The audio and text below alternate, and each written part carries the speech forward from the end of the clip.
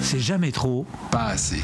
Bonjour à toutes et toutes, celles et ceux, mesdames, mesdemoiselles et en quelque sorte messieurs, nous sommes le 10 septembre et la France sombre dans les abysses de l'inconnu. Comment vas-tu, mon cher Seb ? Écoute, j'ai slalomé en vélo entre les manifestants, le peuple en furie, mais j'ai réussi à rejoindre le studio pour être là pour l'enregistrement du 13e numéro de Jamais trop pas assez, une émission qui va être dédiée à l'actualité chaude alors que ce pays part en morceaux.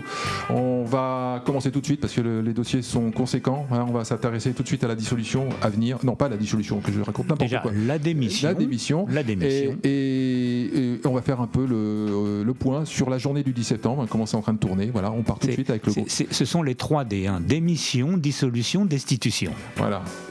Bon, écoute, tu le dis mieux que moi. Je suis vraiment pas bon pour les intros. Allez, on part tout de suite sur le gros dossier du jour. Eh ben, ce ragoût est tout simplement dégueulasse. Lâchez-la, votre virilité, vous serez bien plus heureux. J'ai déjà dit 20 fois. Quand la viande est cuite, tu la tiens au chaud. Et la sauce, tu la fais réduire à part dans une casserole. Alors il faut vraiment que vous soyez bloqué dans les toilettes d'un hôtel minable au fin fond des Pyrénées pour ne pas être au courant. C'est bye bye Bayrou. Exactement. Voilà, il s'est pris la tôle annoncée et même si ça avait été une motion de censure, il la prenait aussi. Ouais, le score était pire que prévu. Cette situation, on peut en rigoler, on en rigole ici si tu veux, mais c'est que de temps perdu, que de temps gâché, que d'argent gâché. Pour un Bayrou, jour sans fin. je crois que Bayrou, j'ai vu sur les réseaux, Bayrou, dans toute sa carrière politique, nous aura coûté 11 millions d'euros. Si c'était que lui. Et voilà, juste Bayrou. Qu'a-t-il apporté à la France ? Certainement moins d'11 millions d'euros. Donc voilà, c'est ce qu'il a coûté.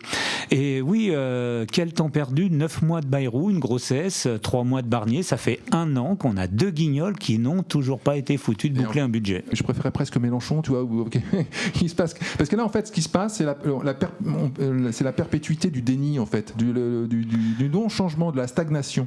Mais en plus, ça. On peut même dire que, puisque cette fois, Macron a dans la foulée a nommé son remplaçant, Le Cornu, et je tiens à le dire, on l'avait annoncé ici, ouais, donc bon, voilà. Après ça, normalement c'était lui qui devait être... Peut-être, mais ici on l'a dit, et c'est nulle part ailleurs. Donc, ouais.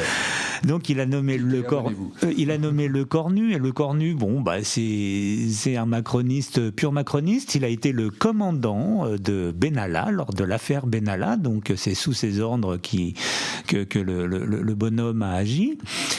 C'est un fidèle parmi les fidèles et on ne peut pas faire plus macroniste. Voilà, je pense qu'après on est à l'os. C'est le fanboy ultime. Hein. C'est le fanboy. Hein, c'est vraiment le dernier du camp, des derniers retranchements. Enfin, tu vois, après tu sais ce qu'on dit. C'est Brigitte qui est Premier ministre. Il n'y a plus personne après. Et tomber amoureux, ça fait mal aux genoux et je pense que Le Cornu a très mal aux genoux à force d'y être. Non, mais c'est... Et donc ça fait 1 an, on a Le Cornu qui, donc aucun changement, comme tu dis, le déni du réel de la part de Macron qui nous propose un sous-fifre, c'est même pas, et c'est les ministres de la guerre, ce qui est peut-être assez symbolique, et c'est un sous-fifre, donc on peut juste se demander maintenant combien de temps va-t-il rester. Oui, mais en fait c'est marrant, cette stagnation, en fait, bon, tout le monde, personne n'est content évidemment, mais en fait quelque part tout le monde est dans son rôle, ça permet à tout le monde de rester dans son rôle et de continuer à percevoir son salaire et de continuer à sortir le même discours, à gauche faut qu'on dépense plus, à droite faut réduire voilà, c'est un jour, c'est l'immobilité de la France. C'est vraiment le ministre parfait, en fait. On peut dire que le pays est bloqué. Oui, la gauche va pouvoir continuer à dire si vous nous aviez nommé au gouvernement, oui, nous aurions résolu les problèmes. Non, ils auraient rien. Mais au moins, on aurait la vérification. Il se serait passé quelque chose. Moi, je suis pour qu'il se passe quelque chose. Il faut qu'il y ait un cap dans ce pays. Il n'y a pas de cap. En fait, c'est comme le cinéma français. On s'emmerde dans ce pays. Bon, on s'emmerde à... C'est combien la dette ? Je crois que c'est 5 000 € par seconde, un truc comme ça. Enfin, c'est quelque chose comme ça. Alors, j'ai lu sur Twitter que la politique, hein, c'est la télé-réalité des Bac plus 5. Voilà, on s'emmerde. Mais on va voir que dans le monde, il y a des prémices. Voilà, alors on parlera en fin d'émission. Voilà. On s'emmerde, mais la vague arrive. La vague arrive.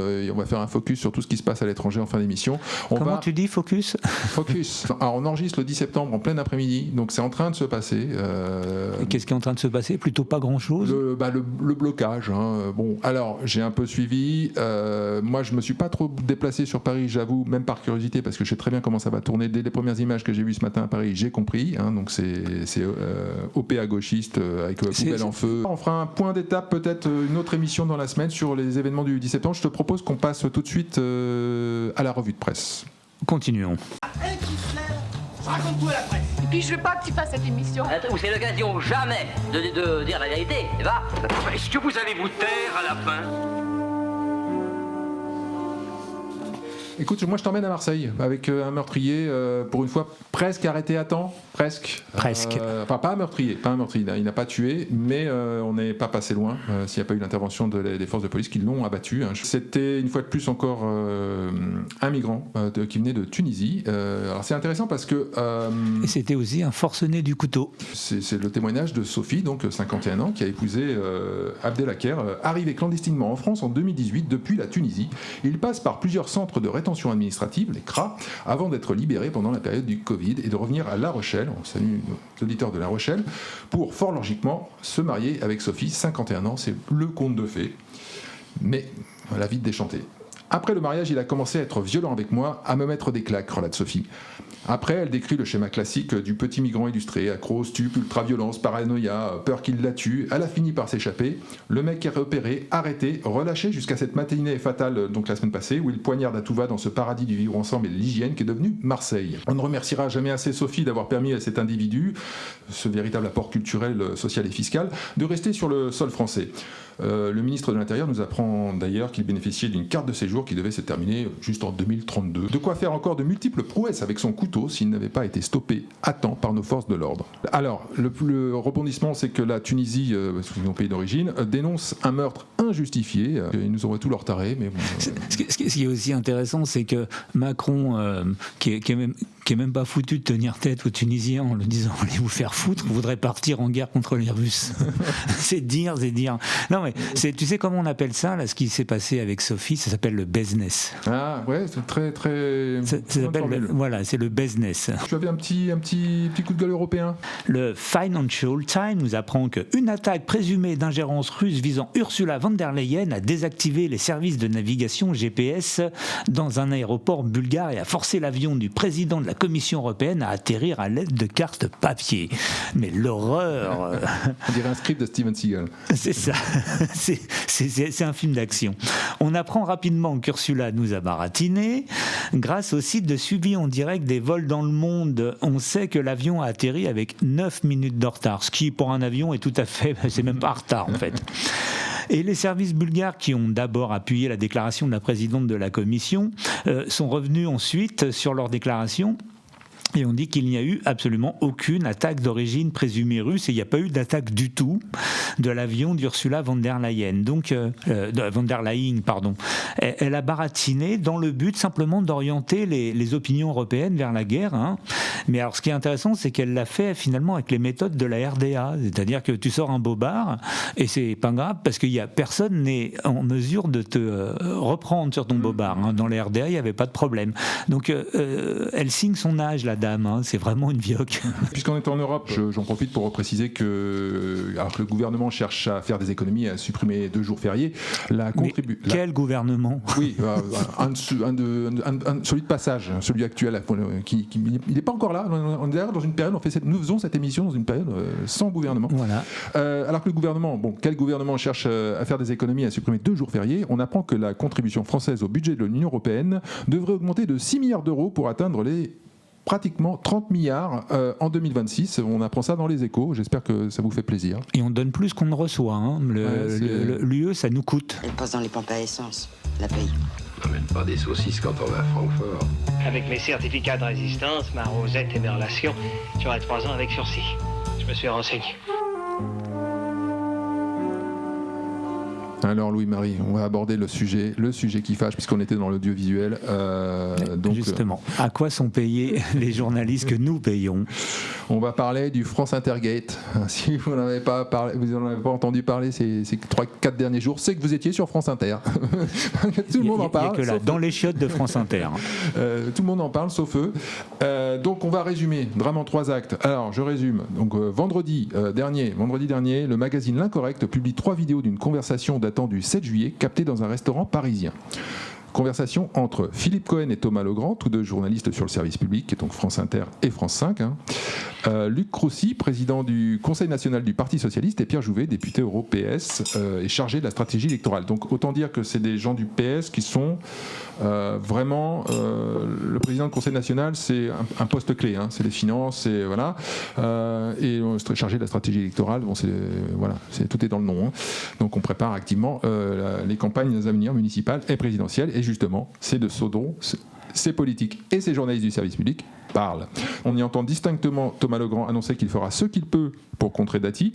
On entend également les deux journalistes du service public de l'audiovisuel sur le positionnement à adopter pour faire monter la candidature de Raphaël Glucksmann dans l'opinion publique. Glucksmann, dont la compagne est... Et également présentatrice, vient d'être nommée au journal télévisé de 20h du service public. Et tu notes que des gens qui se réunissent en catimini pour comploter, ça s'appelle des complotistes. Deuxième acte. Suite à ces révélations, Thomas Legrand est suspendu provisoirement d'antenne à France Inter. Il publie également une sorte de mea culpa sur X où il reconnaît des maladresses. Mais nombre de journalistes et de politiques socialistes, la Société des journalistes de France Inter, le Parti socialiste lui-même, s'insurgent à l'unisson pour dénoncer une opération honteuse d'instrumentalisation. Aucune sanction n'est prise contre Patrick Cohen, qui reprend son antenne comme si de rien n'était lundi matin. Troisième acte, on s'enfonce dans la folie. Pris en flag à contresens sur l'autoroute de la connivence et de l'entre-soi alors qu'il reprend l'antenne comme si de rien n'était, Patrick Cohen annonce poursuivre en justice les auteurs de cette vidéo et toute personne diffusant cette vidéo. Considérant que comme elle est publiée par un média qu'il qualifie d'extrême droite...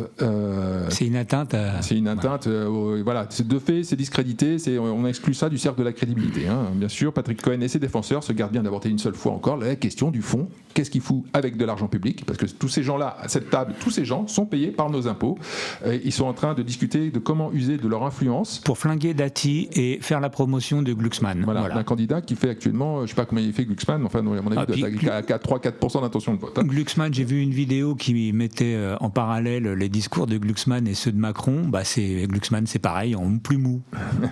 Alors, ce qui est très rigolo dans l'histoire dans l'argument de Patrick Cohen, c'est que d'un seul coup, à la lumière de cette vidéo, parce que bon, pour nous, c'est pas vraiment une surprise que Cohen soit de gauche et qu'il œuvre tout pour que le Parti socialiste passe. Voilà, on le sait. Là, c'est juste que c'est révélé au grand jour.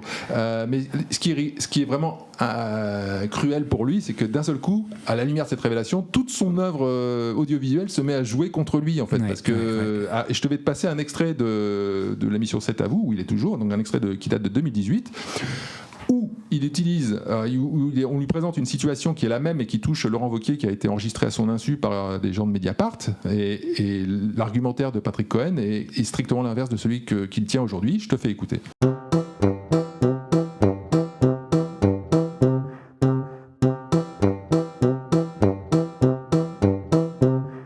Tout à fait légitime, c'est une saine curiosité quand ça vient de la gauche, mais quand ça vient de la droite, c'est des nazis. Voilà. Alors la loi ne dit pas qu'on ne doit pas enregistrer des gens à leur insu, déjà, c'est la vie privée, et c'est très clair là-dessus, la vie privée, ça relève de l'intimité. Ils sont dans un lieu public, dans leur café, donc fuck la vie privée.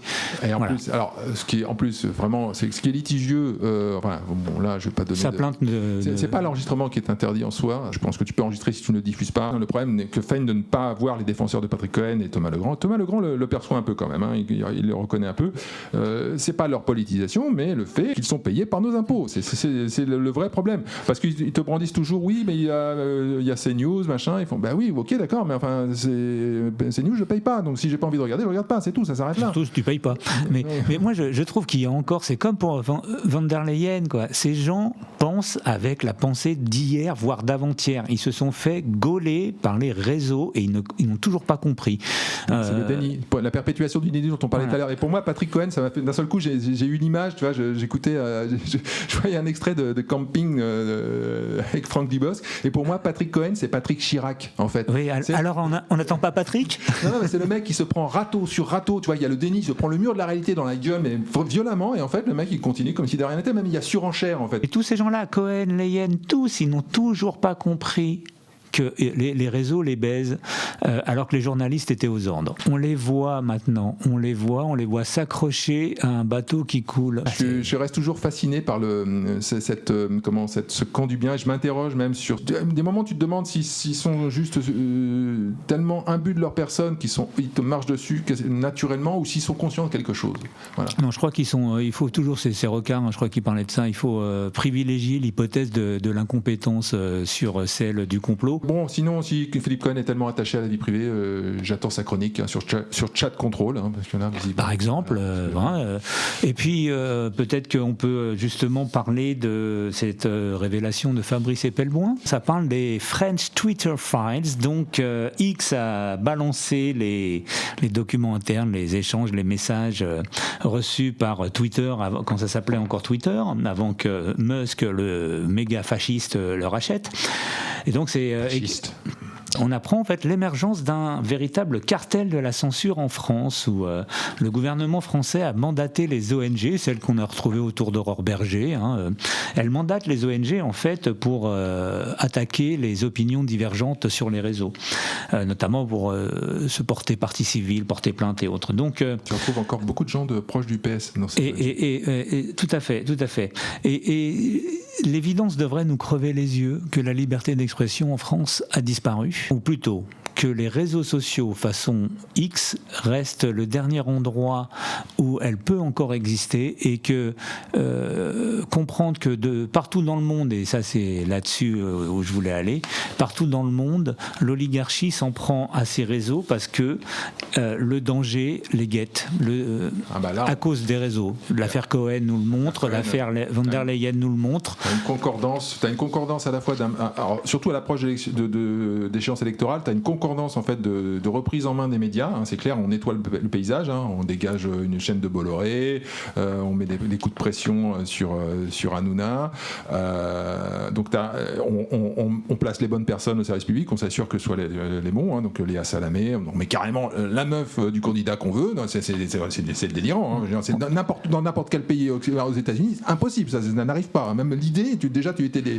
t'aimais ça comme idée en réunion, t'es sorti de la boîte, tu vois. Donc ici ça arrive, et puis on même fait des campagnes de pub pour ça, c'est-à-dire qu'elle est affichée sur tous les trucs, tous les abribus. Elle est dans tout Paris. C'est hallucinant. Donc un quadrillage médiatique et en même temps derrière, parce que ça effectivement ça leur fait peur, c'est la libre parole, la libre expression, c'est un verrouillage des réseaux sociaux. Alors ça passe par la censure, ça passe par le DSA, ça va passer par Chat Control. Là même le fait d'ONG mandatées pour aller porter plainte et d'être les agents d'exécution du gouvernement. Mais ça c'est pas nouveau, ils le font aux États-Unis, ils le font déjà depuis longtemps sur les réseaux sociaux. Comment il s'appelle, j'ai oublié son nom là.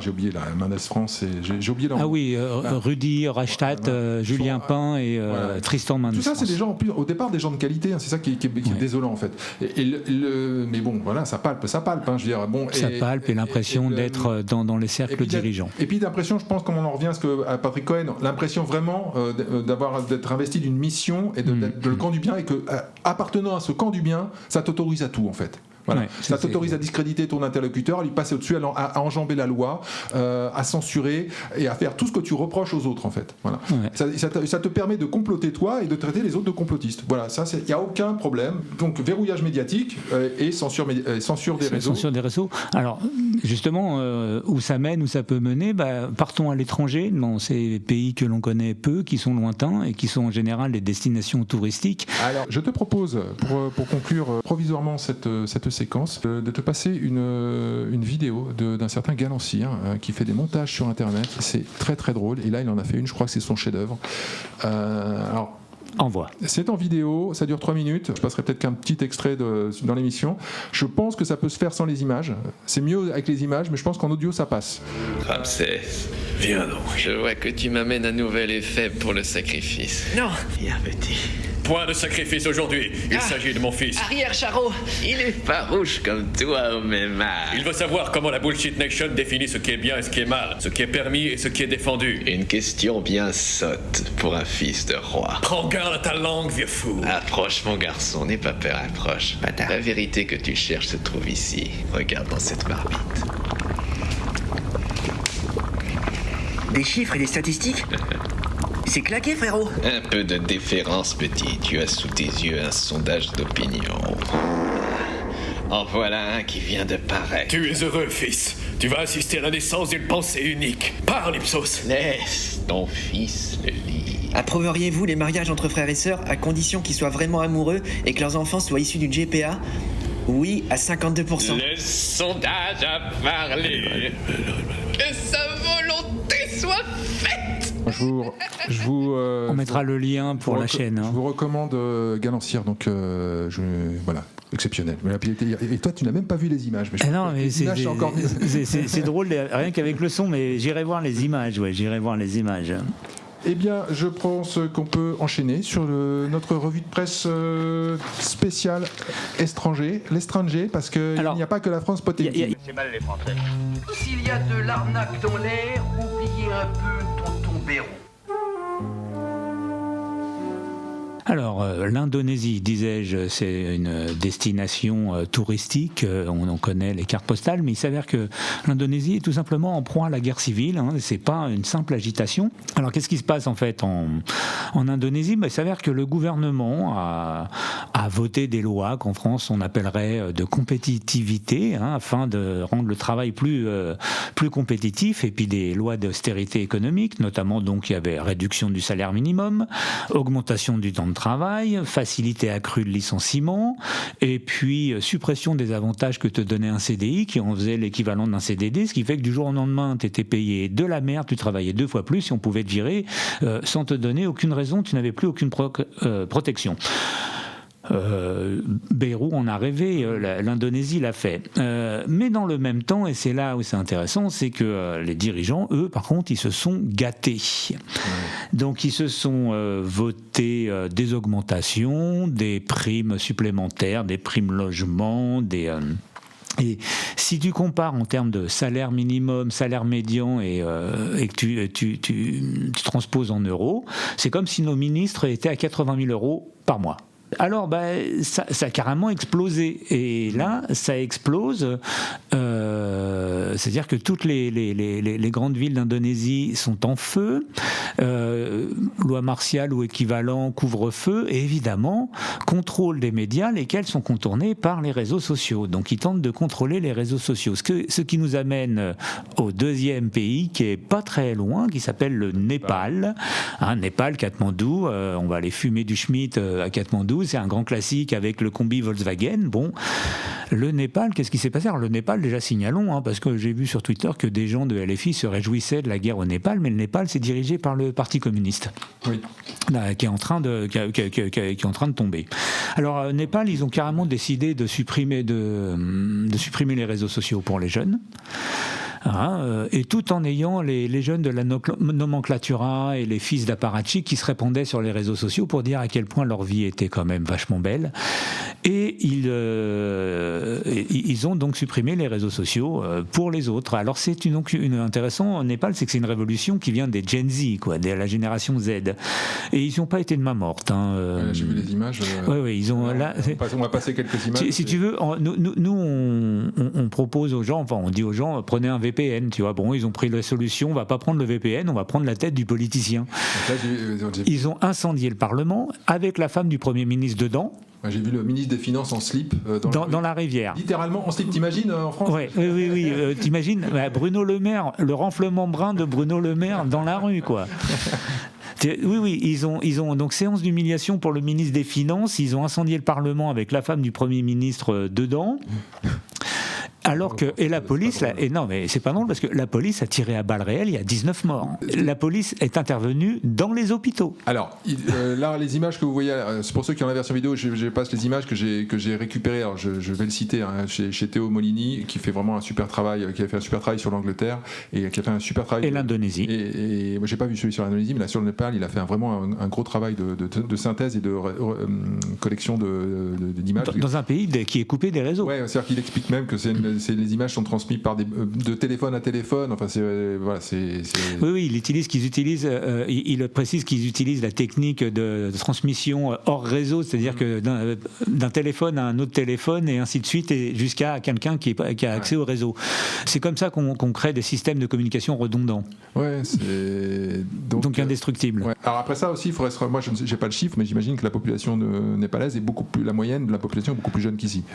Il y a 30 millions de personnes au Népal. Hein. C'est pas un petit pays, ce sont des pays multi-ethniques. L'âge médian au Népal est de 25 ans. Donc effectivement, c'est pas le même délire qu'en France. 50% de la population a moins de 25 ans. Donc oui, leur supprimer les réseaux. C'est pas la bonne idée. Allez voir votre adolescent d'enfant et puis dites-lui c'est fini. C'est fini TikTok, Snapchat. Ils sont en calage, hein. C'est ça. Bon, je pense que c'est un peu ce que ça. Mais tu vois, ça illustre encore le décalage. On a une oligarchie qui est vieille, qui est perdue et qui se retrouve en face d'un système, d'une technologie qu'elle ne comprend pas et qu'elle cherche à maîtriser. Alors, il y a beaucoup de différences avec le Népal et la France, mais en tout cas, il y a un fond, même si c'est des pouvoirs différents. Mais on l'a en Indonésie. Et puis, le fond, c'est le côté hors sol, la peur des réseaux et le besoin de censure. Et des instruments de communication qui sont plus efficaces. C'est-à-dire que tu as les mêmes ingrédients du cocktail. Après ça, c'est exprimé différemment en France, c'est beaucoup plus light, mais bon, ça prend des tournures. Si chat contrôle passe, il faut bien qu'on se mette dans la tête que la vie privée, c'est fini. C'est terminé. Un chat contrôle, c'est on lit les messages qu'on s'échange sur les plateformes, a priori. On va aller à Charlotte, Caroline du Nord, aux États-Unis. Alors, je vais pas passer la vidéo là pour le coup. Moi, j'ai même pas réussi à la regarder. C'est ça mon problème, c'est que je peux pas aller sur Twitter là depuis. J'ai vraiment un problème pour y aller parce que cette vidéo est partout et c'est très dur de ne pas la voir. Et c'est très dur de la voir. Et en même temps, c'est et finalement, je l'ai vu. J'ai vu la fin. On va la décrire. Et donc en fait, on est alors.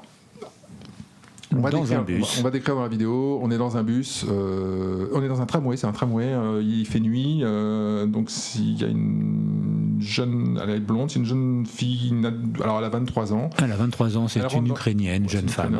Qui s'appelle Irina, elle s'assoit, c'est pas une adolescente, mais une jeune adulte standard avec une casquette, elle est sur son smartphone, il y a 4-5 personnes dans le tram, et elle s'assoit sur une banquette, elle est toute à son téléphone. Et il y a de la place. Il y a de la place, voilà, il y a 4-5 personnes, et derrière elle, elle n'a même pas fait attention à cette personne, il y a un individu en suite.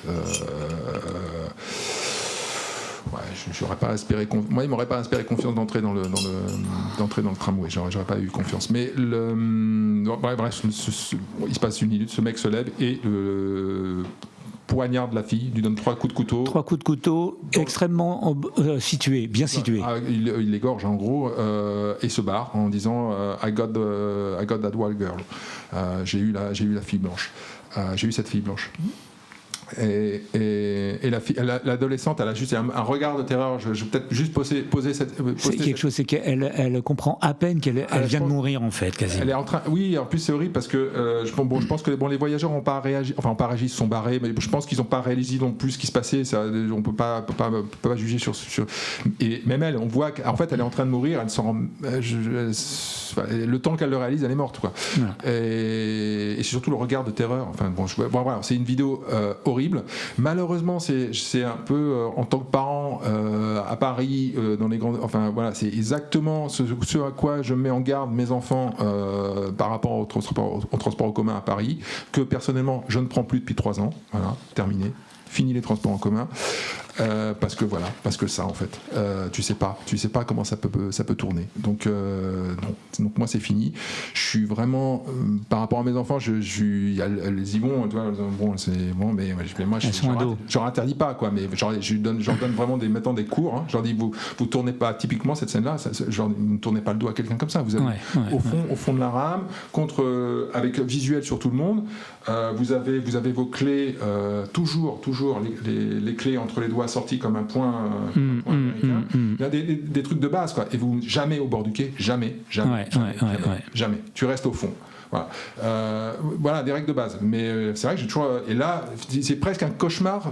C'est le cauchemar de tout parent que tu vois. Et bon, alors au-delà du fait... Alors, ça, c'est le crime en lui-même. Ça, c'est l'émotionnel. Maintenant, on va parler pourquoi on en parle. Voilà, pourquoi on en parle. Parce qu'effectivement, à ce stade, c'est qu'un fait divers. Enfin, c'est qu'un fait divers. Mais aux États-Unis, ce qui est intéressant, c'est que, à la différence de la France, c'est que les juges sont élus et leurs noms sont donnés, ils sont publics. Hein. Le juge qui a sorti, qui n'a pas mis en tôle le mec qui a tué n'importe qui, la petite Lola ou la nana en l'occurrence, ou Samuel Paty ou autre, là, les noms sont secrets, mais pas aux États-Unis. Donc on a le nom de la juge qui, parce que le gars en question a quelque chose comme 15, 16, 17... 15, 16 condamnations, et la fameuse juge l'a relâché dans la nature. Et c'est marrant parce que ce profil, alors c'est pas comme en France, parce qu'en France il y a tout un truc politique, là je pense que c'est pas politique, j'ai pas trop d'infos. La seule info que j'ai vue par rapport à cette juge, c'est qu'en fait elle a pas de qualification. Voilà, c'est ça. Elle a aucune qualification, elle a fait vaguement, elle a pas été reçue au barreau, elle est donc juge sans avoir été reçue au barreau, elle a suivi un petit cursus de droit dans la plus mauvaise école de droit de l'État. Et j'ai vu un tweet, hein, les Américains se gênent pas pour le dire, hein, c'est le DEI, hein, elle est là parce que c'est une femme et qu'elle est noire. Donc oui, elle est noire, c'est une femme, parce qu'on ne l'a pas dit, parce qu'on n'en a pas parlé jusque-là, donc la victime est blanche, l'assassin est noir. Ça, c'est un fait, hein, voilà. Alors on rappelle tout le Black Lives Matter, tout ce qu'il y a eu, qui a été qui a servi de levier à l'anti-Trumpisme, voilà, qui a animé en tout cas les États-Unis de 2015 à 2000, jusqu'à l'élection de Trump, puisque Trump a été l'élection de Trump a été un peu le contre-coup de ça.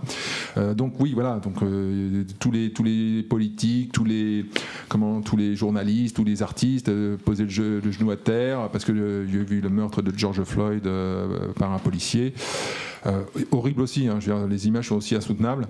C'est l'absence de réaction dans l'autre sens, en fait, par rapport à cette... Oui, là, il n'y a pas de White Lives Matter. Les grands quotidiens démocrates n'en parlent pas, c'est passé sous les radars, un peu comme... en fait, c'est l'équivalent de l'histoire de Thomas Crépol. D'ailleurs, on rejoint le débat. Et c'est l'histoire de Lola en Écosse, et c'est l'histoire des 3 petites gamines en Angleterre, donc on est sur la même chose. Hein. Non, sur Thomas Crépol, où j'allais dire que ça a recoupé Patrick Cohen, hein, parce que d'ailleurs Cohen a été un des grands artisans de l'inversion accusatoire. C'était d'un seul coup Thomas qui n'était plus la victime, c'était le coupable, c'était lui qui avait été raciste, et en quelque sorte c'était bien fait pour sa gueule, en gros. C'est ça. Voilà. Donc voilà. Donc là il y a eu silence radio sur cette histoire, alors que les vidéos elles sont horribles. Et voilà, c'est une fois de plus un décalage de réaction qui est hallucinant. C'est-à-dire que la scène inverse, la scène, une fois de plus, tu changes la perspective. Tu aurais la même scène avec un mec blanc qui attaque une gamine noire dans les mêmes conditions dans le tramway. Je veux dire, ça ferait la une de tous les quotidiens américains. Mais alors, ce que je dis, ça quand tu parles de ça, il y a eu cette série. Adolescence. J'ai pas vu. Alors, en fait, c'est un adolescent qui tue, mais en fait, ils ont même inversé la couleur. La couleur, oui. Voilà. J'ai vu ça. Oui, non, mais ça, de toute façon, sur Netflix, je ne regarde plus à cause de ça. Le fait divers, à l'origine, c'est un noir qui tue une blanche. Voilà. C'est la version, c'est la réalité Potemkin. Là, on recolore la vie, en fait. C'est vraiment concrètement, on recolore la vie, c'est-à-dire qu'on change les couleurs. Et on sert une version fantasmée d'un monde qui n'existe pas. Le monde, ce n'est pas celui-là. Donc dans la vie, c'est plutôt ce qui s'est passé. Et les statistiques montrent d'autres choses, quoi. Ça dit d'autres choses. Donc, alors on a donc en Angleterre, on en avait parlé. Vas-y. Je termine sur le silence médiatique aux États-Unis. Il y a eu silence médiatique, mais ça a quand même buzzé sur les réseaux. De toute façon, la vidéo est sortie sur les réseaux, une fois de plus. Et à un tel point, c'est que Trump, hier soir, a fait une déclaration télé. Il sort les images et voilà, il dit ce qu'on dit, en gros. Hein. Donc voilà, je me suis dit d'un seul coup, j'imagine, là-bas. On a beau critiquer Trump, machin, tout. D'un côté, t'as Macron, il veut pas froisser la communauté musulmane, quitte à être un peu antisémite, allez, pas de problème. Hein. Et puis là-bas, t'as Trump Trump qui met les pieds dans le plat. Voilà. Donc on fera le point s'il y a des suites à cette histoire. J'ai vu qu'il y avait il y a un crowdfunding évidemment qui est mis en place pour sa famille. Et bon, c'est juste, de toute façon, vraiment c'est atroce. Pour moi, c'est le martyr.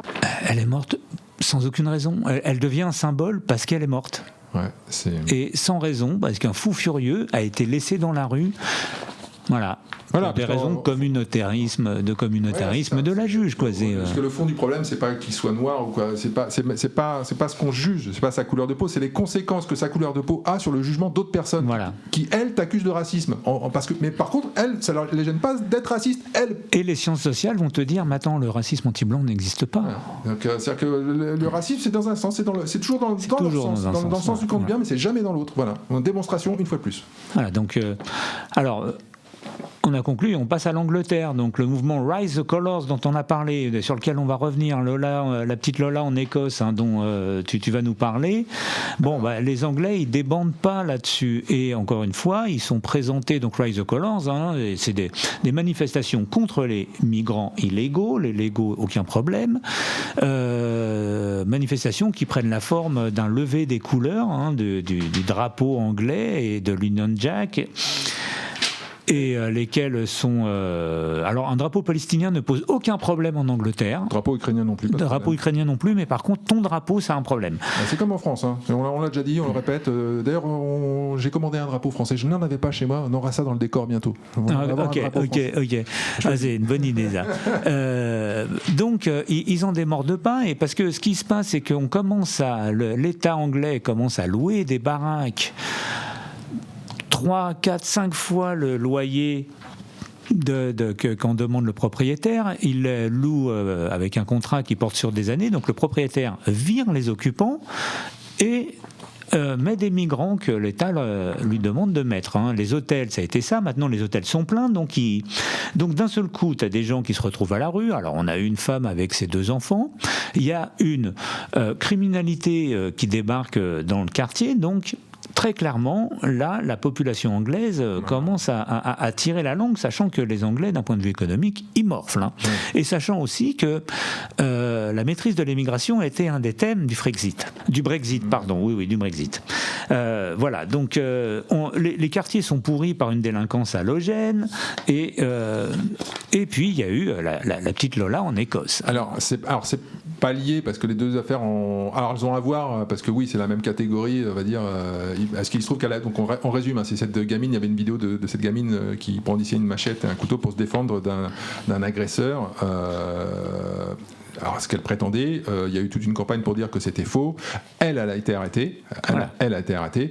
Il s'avère maintenant que c'est bon, elle avait raison, c'était bien un agresseur, donc c'est un migrant bulgare qui s'appelle Fato Salidoumana, qui a été inculpé par la police écossaise pour agression sur mineur. Donc Lola et sa sœur Ruby Moore ont été libérées. Lola est devenue, parce qu'on a longtemps eu des interrogations sur son nom, on l'a appelée Sophie dans la précédente émission, donc son nom c'est Lola.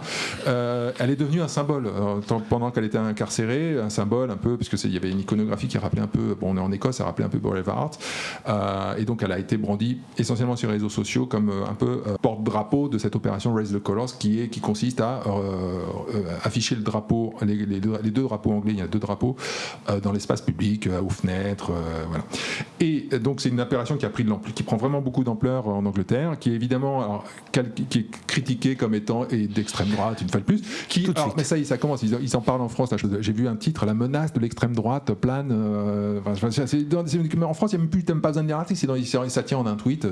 Et je suis sûr qu'il y a une manifestante ou un manifestant d'aujourd'hui qui est en train de dire oui, mais parce que derrière tout ça, c'est le fascisme. Voilà. Non, puis je pense qu'on aura le droit à l'édito ce soir de Patrick Cohen sur le sujet, j'imagine. Donc, une gamine de 14 ans que l'on met en tôle parce qu'elle s'est défendue. Voilà où on en est. Voilà. Et donc ça veut dire qu'on la défend plus. Voilà. Et on relie avec la gamine dont on a parlé sur la news d'avant, qui elle s'est fait tuer. Voilà. Bon, donc on va finir sur cette séquence anglaise par un dessin, parce que le graffeur Banksy a fait ce qu'il sait faire, une fresque murale. Et c'est très surprenant de sa part, parce qu'il est plutôt, on va le dire, Alors, je ne crois pas qu'il ait fait de statement politique, mais il est plutôt à gauche, on va dire. Et là, c'est vraiment, pour le coup, c'est l'image d'un mec qui brandit le drapeau et qui est condamné par la justice. C'est ça, c'est un juge reconnaissable avec ses perruques qui s'en prend à un homme à terre et qui brandit le drapeau. Et qui se protège du drapeau, en fait. Et ironie dans l'ironie, ce dessin a été immédiatement caché par des barrières. Avec des flics pour garder les barrières. Voilà, mais c'est dystopique. Ironie de l'ironie, c'est que dès lors qu'il a été caché, il a été diffusé sur les réseaux 3 fois plus et qu'il y a eu un effet stressant. Donc tout le monde l'a vu mondialement. Voilà, c'est en ça que le bateau du camp du bien prend l'eau de toutes parts. J'ai l'impression qu'il tente effectivement de boucher les fuites avec des petits doigts. Ils ont failli connaître le succès et ils ont raté la marche. Ils ont tutoyé le ciel, la gloire et ils ont chuté. Dans cette rubrique, je veux rendre hommage aux losers du rock, aux face B de l'industrie du disque, à ceux et celles qui ont loupé le train et que l'histoire a laissé sur le bas-côté de la route 666.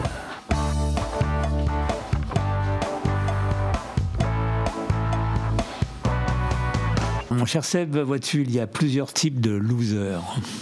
Celui, génial, qui a du talent mais qui n'est pas reconnu, c'est le loser simple.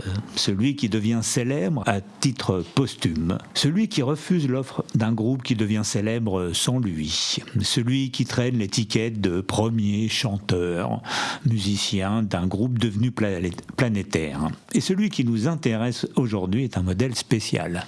Il a connu la célébrité alors qu'il n'avait aucun talent. Il est mort à l'âge de 21 ans et est devenu une icône, mais il était un pauvre type, un puceau amoureux de son initiatrice, un musicien par hasard et sans conviction, un peu perdu, un peu neuneux, un fan sans cervelle au charisme vénéneux qui traînait par là, le bon endroit au bon moment. Quelle aurait été sa vie sans cela ? Une vie de merde, c'est sûr, comme sa jeunesse. John est né à Londres en 1957. Son père disparaît alors qu'il a 1 an. Et sa mère galère. Elle se barre avec le gamin pour Ibiza où elle deal du shit. Puis elle revient en Angleterre et laisse la rue s'occuper de son fils. John a 8 ans. Déscolarisé, abandonné, il se révèle violent et imprévisible. Il fréquente une bande de paumés, The Jones, dont l'un d'eux s'appelle John Lydon. Ils s'installent tous les deux dans un taudis et son pote le surnomme Sid, comme son rat. Sid Vicious, c'est lui, aîné. C'est un fan du groupe de son pote, les Sex Pistols. Et quand ils cherchent un bassiste remplaçant après l'enregistrement de leur premier et seul disque, c'est Sid qu'ils choisissent. Il ne sait pas jouer, mais il est provocateur, bagarreur et dépravé. Ça n'a pas beaucoup d'importance, c'est du punk, et les concerts se déroulent rarement en entier. Comme tous les groupes, les Sex Pistols ont des groupies. L'une d'entre elles est américaine, elle s'appelle Nancy et elle saute sur le chibre du bon Sid.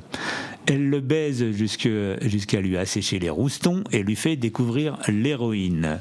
Sid devient donc un camé et tombe amoureux. C'est la chute. Le groupe n'existe plus, les Sex Pistols ont toujours été une gigantesque arnaque.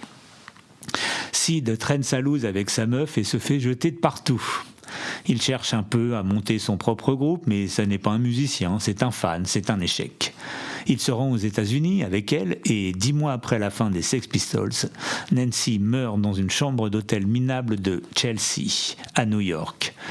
Sid est soupçonné et c'est l'ancien manager du groupe qui le sort de prison contre une caution conséquente. Lui qui n'a pas $1 devant lui, toujours à chercher sa dose.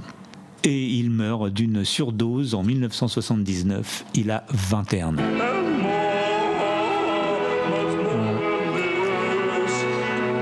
Voilà. Donc que laisse-t-il derrière lui ? Cette magnifique interprétation de My Way, défoncée. Donc quelques titres merdiques, des reprises et des compos, l'image du pauvre gars dépucelé par une femme plus expérimentée qui aimait plus la cam que lui, une vie d'errance sans racines et sans lieu. il laisse derrière lui l'image iconique du bad boy provocateur qu'il n'était pas. Toute sa vie était une grosse erreur. Alors, Sid Vicious, ouais. Alors, magnifiquement interprété par Gary Oldman. Oui, dans Sid and Nancy d'Alex Cox. Ouais. Voilà, que Gary Oldman est un acteur magnifique et merveilleux. Je crois que c'est un de ses premiers rôles. Je crois que c'est son premier grand rôle. Il est énorme. J'ai pas vu le film. Moi, j'ai vu le film. Il retranscrit tout ce passage en Sid and Nancy, 2 camés. Voilà, pas plus, pas moins. Écoute, merci Louis-Marie pour cette chronique. Enrichissante et alors bon, je sais pas comment ça se passe au niveau des droits d'auteur des Sex Pistols, mais à mon avis ça doit quand même pas mal palper quoi. Donc, oui, mais ça doit pas mal. De toute façon, Sid Vicious n'a rien écrit. Oui. C'était pas un musicien, c'était pas un compositeur. Il n'a pas d'enfant, il n'a pas de descendants. Il n'a pas de descendants. Il doit avoir sa mère encore ou qui est un peu. Donc lui, il palpait rien. Il n'a rien palpé. Il n'a pas enregistré avec les Sex Pistols puisqu'il est arrivé dans le groupe après l'enregistrement de l'unique disque. Alors Glenn Matlock, qui était le bassiste, lui a été viré parce qu'il était trop mou, il aimait les Beatles. Alors c'est sûr que quand Sid Vicious est arrivé avec ses t-shirts à croix gammée, ça l'a fait quoi pour le punk. Mais en termes de musique, ce mec ne savait rien faire. Il a appris à jouer 3 notes, il a joué comme tu vois, il chante My Way défoncé. Il a essayé de monter un groupe, il y a une reprise d'un tube d'Eddie Cochran aussi qui est un vrai massacre. Donc il n'a strictement rien touché. Ok. Voilà. Bon, écoute, je rajoute. Alors, j'en profite. J'ai créé une playlist, j'en ai déjà parlé, une playlist des musiques de Jamais Trop Pas Assez avec les morceaux des losers du rock, qui était sur Deezer, et j'ai étendu le concept à YouTube. Donc, sur notre page YouTube, vous allez voir dans nos playlists, il y a tous les titres dont on a parlé dans l'émission ou qui ont été inspirés par l'émission. Voilà, il y a à peu près tout. Là, on doit être à 20-25 là. Ouais, super. Et c'est pas mal, elle est pas mal cette compile en plus. Voilà. Elle est pas mal, une compile de la loose. Allez ficeler les paquets et emballer la joncaille. Eh bien, Louis-Marie, ça y est. L'heure fatidique est arrivée. Au terme de cette émission qui a encore une fois été compliquée. Alors on a eu des problèmes parce qu'on devait avoir un invité. J'avais annoncé un invité qui n'a pas pu venir à cause de ces maudits gauchistes qui bloquent tout le périphérique. Mais ce n'est que partie remise. On aura un invité. On aura un invité au prochain numéro. En tous les cas, on a fait les tests techniques. On y réfléchit, on est paré. Ça va être bien, ça va être chouette. On a acheté une assiette de pâté avec un peu de fromage, une bouteille de rouge et ça devrait le faire. On vous remercie. On se retrouve très vite. Alors quand je dis prochain numéro, ça se trouve il y aura peut-être un prochain numéro avant le prochain numéro, on sait pas. On va peut-être faire des émissions un peu plus impromptues en fonction de l'actu. On vous invite à liker, à vous abonner, à partager ce podcast s'il vous a plu, laisser des étoiles sur les plateformes de podcast. Vous retrouverez tous les liens, toutes les références de l'émission qui ont été citées dans l'émission sur la page Facebook de l'émission Jamais Trop Pas Assez. Vous cherchez sur Facebook, vous allez nous trouver, c'est Jamais Trop Podcast, voilà. Je te remercie Louis-Marie. Mais moi aussi Seb. Et je vous rappelle que ce n'est que quand le bateau coule que l'orchestre se met vraiment à jouer sincèrement. Voilà. Bonne soirée. Voilà. Le Titanic, portez-vous bien surtout. À plus tard.